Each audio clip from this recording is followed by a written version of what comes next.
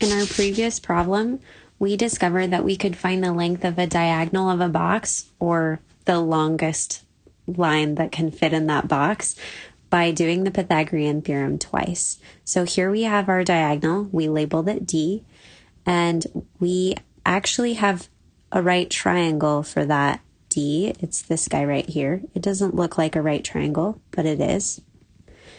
And then we have that right triangle connects to another right triangle, this one, which also doesn't look like a right triangle, but it is too. So I did that in the previous video, and we did a whole bunch of work, and we discovered the length of D. We also discovered that there's a shortcut. In order to find that length of D, we can find it by squaring the length, the width, and the height together, and that equals the length of D, or the length of the diagonal squared. Another way you can remember this, if you want to be really alphabetical, is a squared plus b squared plus c squared equals d squared. So this video, we're just going to show you how to plug those numbers in and find d really fast. I'm going to take my length, my width, and my height, and they are 8, 10, and 12, and plug those in for A, B, and C.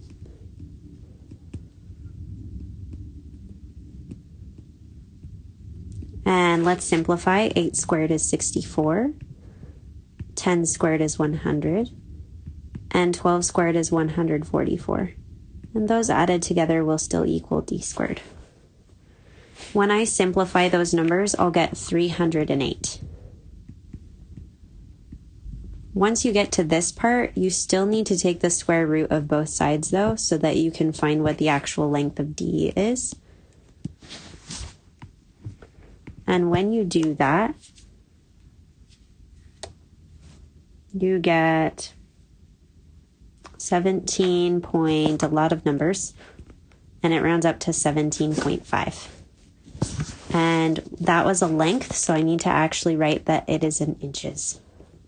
And that was so much easier. So hopefully you can use that and do well on today's assignment. Thanks.